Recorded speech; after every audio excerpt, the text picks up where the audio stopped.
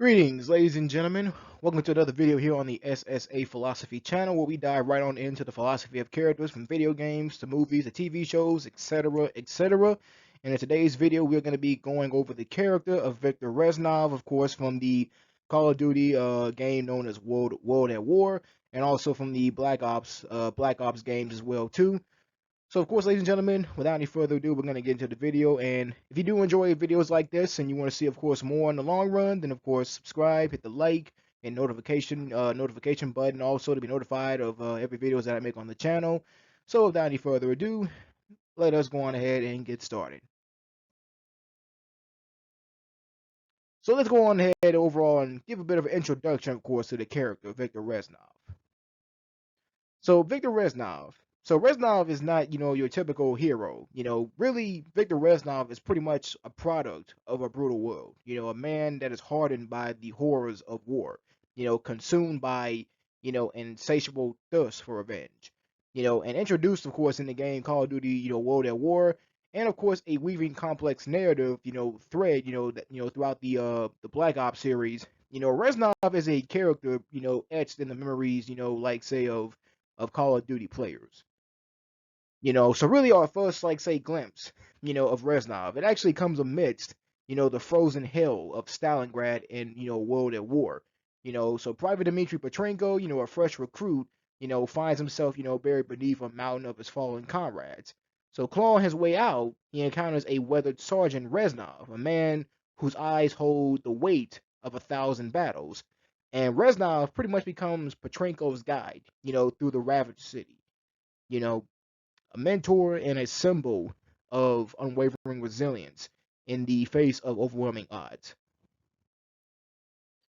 Now Reznov is more than just, a hardened soldier. Like there's like a simmering rage, beneath the surface, that is filled by the atrocities that he's witnessed, at the hands of the Nazis. And really we learn of his personal loss, his father, brutally murdered, by the enemy. And really, this experience, it really shapes his unwavering hatred, for the Nazi regime, like the Nazi regime. Hatred that becomes really his driving force. Now, really, as the campaign unfolds, Reznov's true purpose, really it starts to unravel because we discover a complex web of deceit and betrayal, within the Soviet ranks. Because Reznov, he despises his superiors, which of course are Dragovich and Kravchenko, who prioritize their own agendas over the lives of their own men. Now, really, this internal conflict, it really adds another layer to Reznov's character, showcasing like really a man pretty much torn between, loyalty to his country and the fight for true justice. So really the climax of, World at War, it really throws Reznov's world into further disarray, because he's exposed to Nova 6, a deadly nerve agent which was orchestrated by his own countrymen.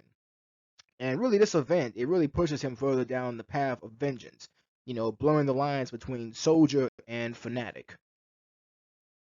So really the narrative, then it's really like so it's pretty much the narrative, what I mean? It takes a shocking turn in Black Ops because we find ourselves playing as a seemingly amnesiac, soldier known as Alex Mason, who of course is the protagonist in the first Call of Duty Black Ops game.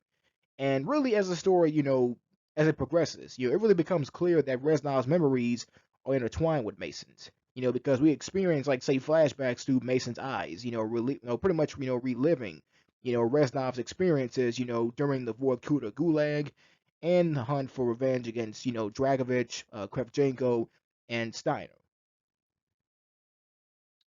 So yeah, so really the lines between the past and the present, they become increasingly, really they become increasingly blurred. Like is Mason a figment of Reznov's fractured mind, or is Reznov influencing Mason's actions?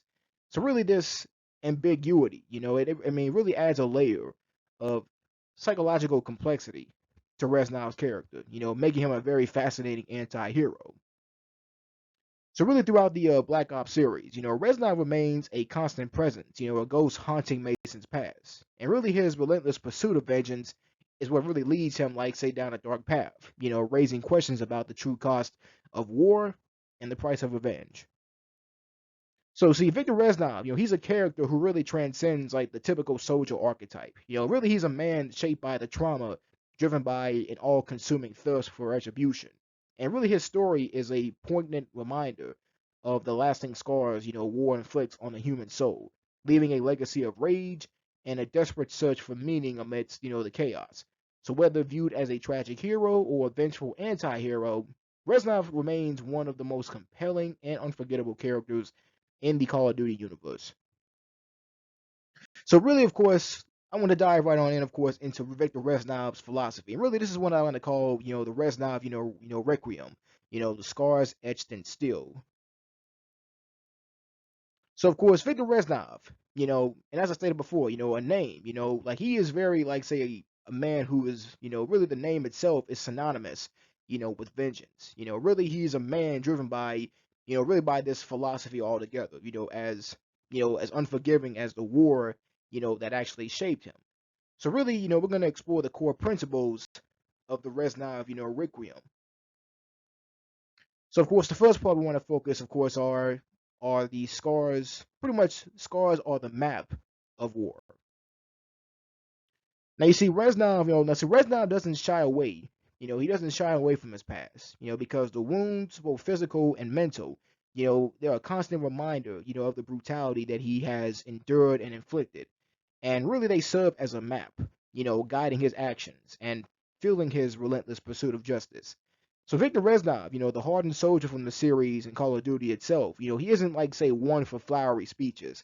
Really, when it comes to this part, like really this part is etched, not really like in the words, but really in the jagged lines that mark, that pretty much mar his flesh, the scars, the map of war, you know, and really, so really, let's dive right in, of course, into this brutal wisdom, that they represent. So when it comes to the scars, see, scars are really a constant reminder of the brutality that Reznov has endured. They serve as a physical manifestation of the horrors of war. A way of never forgetting, the cost of conflict. And this part really, really it emphasizes the lasting impact of war, both physically and psychologically. And really the scars, like they're really like a testament, to Reznov's endurance because, he has survived battles that would have broken lesser men, and really the scars represent really his strength, his ability to overcome, immense physical and emotional trauma. And this also highlights the importance of resilience in the face of adversity. So really, some of the scars, they might not be Reznov's own, but the marks left on him, by, his fallen comrades, and really they serve as a constant reminder of the sacrifices made in the fight for survival. And really this emphasizes the deep bond between soldiers who fight together, a bond that is forged in shared hardship. And really for Reznov, the scars are a constant reminder, really overall of the wrongs, done to him and his country. And really they feel his relentless pursuit of vengeance. So really this part, while understandable, it does highlight the dangers of, letting hatred consume you. So, and so really, when it comes to Reznov's scarred flesh, it really is a stark warning to others, because he wants the world to see the true cost of war, hoping to deter future generations from repeating the mistakes of the past. And this emphasizes a desire for peace, even from a hardened warrior like Reznov. So really, this part of his philosophy, it is a dark reflection on the human cost of war, because his scars are pretty much overall a map, not just like say of battles fought but of the emotional and the physical toll that they actually take. So while vengeance fuels him, his story ultimately serves as really like a cautionary tale, a reminder of the scars, both physical and mental, that war leaves behind. And also another point we want to cover in the philosophy in the Reznov Requiem is that trust is a bullet in the back. So you see, betrayal is really the cornerstone of Reznov's worldview, because the atrocities of the Vorkuta, Gulag, and the treachery of Dmitry Petrenko have really eroded his faith, in humanity. Trust, for him really is really a vulnerability waiting to be exploited. So really, Reznov sees the world as a merciless place, devoid of, genuine kindness. Mercy as weakness, and weakness gets you killed. And this worldview, it stems really from his experience in, the brutal Eastern Front, where trust was a luxury that, they couldn't afford. So really, according to Reznov, everyone has their own motivations, their own game to play. Alliances are temporary, and loyalty is a fleeting concept. And really, this cynicism is really a product of his constant exposure to the manipulation and the shifting loyalties during World War II. And really, in Reznov's world, like the constant, like really the constant, suspicion is really the key to survival. Because trust makes you vulnerable, leaving you open to, exploitation. And really a part of this philosophy, while harsh, reflects like the constant threat of betrayal, that Reznov, faced, both from enemies and allies. And for Reznov, the world, offers no justice system, only a brutal cycle of violence. And the only way to achieve any semblance of balance is through vengeance. And really, this stems from his personal tragedies and the atrocities he witnessed during the war. And also, another part, we want to cover is really, the enemy of my enemy is my enemy still. Now, while Reznov may forge temporary alliances, he holds no illusions of lasting camaraderie. Revenge is his ultimate goal, and even former allies become expendable if they stand in his way. And really, Reznov's world, I mean, really it is, one of betrayal and manipulation, and like I said, events like the Vorkuta Gulag and of course, the massacre at, at Pripyat, have left him really with an unshakable distrust, of authority, even supposed allies. And he believes, temporary alliances are tools, and not promises, and really fueled by a burning desire for revenge against those who have wronged him. Reznov, he sees little value beyond retribution. He sees mercy as weakness, a luxury war doesn't afford. And really, this part, it really reflects the brutal realities of his world, where survival hinges on ruthlessness. And really, Reznov, it's like he scoffs at ideals, such as like the greater good or, fighting for a cause. Like he sees them as, justifications, for atrocities. And really, his focus really is on the personal survival and really enacting vengeance on those that he holds responsible for his suffering. And this cynicism really it stems from his experiences where grand ideals like communist utopia, masked, horrific acts. And Reznov, like he uses, manipulation and deception really to achieve his goals. Because really he believes the truth is a luxury and that half truths can be more effective weapons. And really this reflects his warped sense of morality, where the ends justify the means, regardless of the collateral damage. Now, really, when it comes to Reznov, like Reznov's razor, really is really a part of the. I mean, really, it's a part of his philosophy. Because born from a world of unrelenting brutality. I mean, it's really one that rejects hope and easy answers. One that prioritizes vengeance and survival above all else. And really, it's a dark reflection of the toll that war can take on a man's soul. And another part overall to covering the philosophy altogether is really madness is the only sanity in war. So really the horrors of war, like they really have blurred the lines between sanity and insanity for Reznov. And really his unwavering focus on vengeance. I mean, it might seem like madness, but in the face of war's insanity, it's really the only way, that he can maintain a semblance of control. So really Reznov, like he believes, that brutal realities of war, they shatter the normalcy of the pre-war world. The line between sanity and madness, it blurs when faced with constant death, and violence and betrayal. And clinging to conventional ideas of sanity is a luxury that war doesn't afford. And in Reznov's world, morality is a casualty of war. The only imperative is survival. Your own and that of your comrades. And now this part is a harsh adaptation to the harsh realities of war, where every decision is really a fight for another breath. And Reznov's experiences, with the atrocities of war, like really they breed a deep hatred for the enemy, because he believes that they deserve no mercy, only retribution. And this part is actually filled by vengeance and really a refusal to let the enemy's, crimes go unpunished. So really, despite the all-consuming madness, Reznov recognizes the importance of, comradeship, you know, because really the bonds, forged in the fires of war, you know, become like, say, a lifeline, a fragile reminder of humanity amidst the carnage. And this emphasizes really the importance of really human connection, even in the darkest of times. So really, Reznov, like his relentless pursuit of revenge, really against the likes of Dragovich, Kravchenko, and Steiner, really it becomes a core motivator, because he believes that vengeance, however brutal, is the only way to achieve a semblance of justice in a world gone mad. And this part, it highlights the human desire for retribution in the face of immense suffering. And also another part, the focus to cover overall in the in this philosophy really is that memories are weapons. Now you see the thing about think about Viktor Reznov is this, he doesn't forget.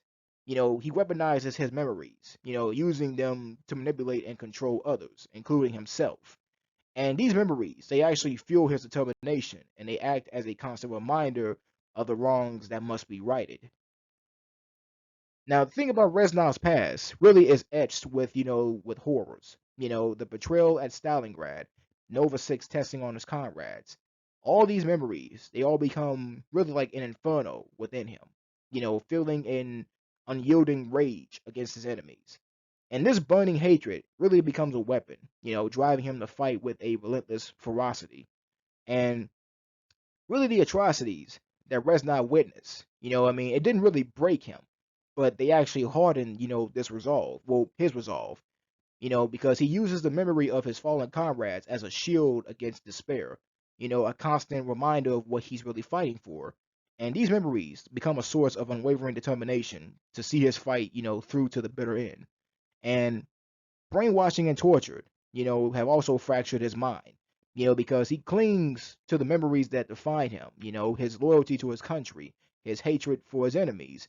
These fragmented memories, they become the core of his fractured identity, a weapon that he uses to navigate the treacherous landscape of his own psyche, you know, and really, when it comes to this part, what I mean, now this part is a double-edged sword, because his obsession with vengeance it actually warps his perception, blurring the lines between friend and foe, because really he becomes a weapon himself, manipulated by his own past to inflict further damage.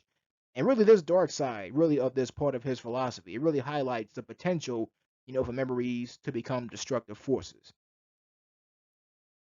And also, in truth, another part overall to cover the philosophy altogether really is that vengeance is a dish best served cold, then warmed with fury. Now, Reznov stands for revenge, is a slow burn. He meticulously plans, meticulously waits, ensuring his retribution is as brutal and calculated as the acts he seeks to avenge. Now, Reznov, he views the world through a lens of vengeance. He is consumed by a debt owed for the atrocities committed against him and his homeland. And this relentless pursuit of retribution, it becomes his driving force, a twisted sense of justice. And time does not dull Reznov's rage, but really it refines it. He weaponizes his memories, using them to fuel his determination and harden his resolve. And the past really overall in truth is not a burden, but really a whetstone sharpening the edge really of his vengeance. And really in the brutality of war. Reznov finds solace in the loyalty of his comrades, men like Dmitry Petrenko, who share his burden. And this bond becomes really like a flickering ember of hope in the all consuming darkness of vengeance. And really, Reznov, he understands, the destructive nature of vengeance. He's a prisoner of his own rage, forever chasing a ghost. Yet, he seems to believe that only through vengeance can he actually achieve a semblance of peace. Really, it's more of like a Faustian, bargain, a path that may offer catharsis, but risks, consuming him entirely.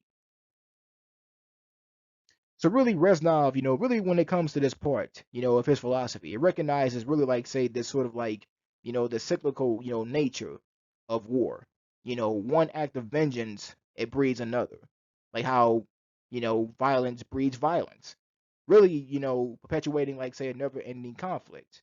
And really there's a sense of tragic, like really of tragic inevitability, a belief, that escape from this cycle is near impossible. And of course, ladies and gentlemen, that overall concludes the video. But overall, the Reznov Requiem really is a harsh philosophy, born from the crucible of war and betrayal. Really, it's a testament to the enduring power of trauma and the lengths, to which a man can be driven, by the need for vengeance. Really, it's a cautionary tale, a glimpse into the abyss that war can create within, the human soul. And really, in the grim tapestry of war, Viktor Reznov stands as a monument, to unwavering resolve, a man that is forever etched, by the horrors of war. And really, his story is not a. Now, see, the thing about Reznov's story is this, his story is not, I mean, because really, Reznov's story is not a heroic saga, but really a descent into the abyss, a testament to the enduring human spirit in the face of unimaginable cruelty. And really, Reznov's defining characteristic really has to be his unyielding vengeance, because witnessing, the atrocities of the Red Army's defense, against the relentless Nazi, pretty much against the relentless Nazi onslaught, particularly the massacre at Stalingrad, it really carved, like, say, really an insatiable hunger for retribution within him. And this vengeance, a burning ember that consumes him, from within, it fuels his every action. It grants him a terrifying focus, pushing him to fight with a feral intensity that actually borders on madness. However, though, Reznov, Reznov overall, in truth, is more really than just a vengeful ghost. But really, he's a strategist, a cunning soldier honed by years of brutal combat. He understands the enemy's tactics, he anticipates their moves, and uses them against them. Now, Reznov's greatest strength, it lies really in his ability to inspire those around him, to turn their fear and despair into a weapon. Really, he becomes a symbol of resistance, a beacon of hope even in the darkest of hours. Yet, Reznov's experiences, they have taken a heavy toll. The line between soldier and weapon blurs. He becomes really increasingly obsessed with his mission. You know, blurring the lines between, pretty much blurring the lines between necessity and brutality. And really, the ghost of his past haunt him, whispering doubts and feeling paranoia. And this internal struggle, it really adds a layer of tragic complexity to his character. By the time that he actually reappears, like in Black Ops, he's like a shadow, a manipulator, pulling the strings from the darkness. His grasp on reality, it loosens, like, say, really his grasp on reality, it loosens the line between past and present fracturing. Is he like a mentor to Mason, a friend to Mason, or a malevolent, say, spirit, filling a new generation's fight? Well, really, the answer lies shrouded really in pretty much in ambiguity, pretty much in ambiguity. Now, Reznov, his legacy is really a complex one. You know, to some, he's a hero, a symbol of unwavering resistance against tyranny. But to others, though, he's a villain. A man who is consumed by vengeance. His methods as brutal as the enemies that he fights. But one thing that remains undeniable is that Viktor Reznov is a product of war, a man forever marked by its savagery. Really, he's a chilling reminder of the cost of victory, the scars that linger long, after the guns have fallen silent. So with that being said, ladies and gentlemen, that concludes this video here today, and I hope you, of course, enjoyed the video altogether. And of course, if you and as I stated before, if you want to see more videos like this on the channel, then of course, feel free to subscribe to the channel, hit like and notification bell to be notified of the videos that I make on the channel. Because it's 100% free, all in all together. And with that, ladies and gentlemen, that overall concludes it all. So of course, always remember this: always be smooth, be steady, and be aggressive. Peace.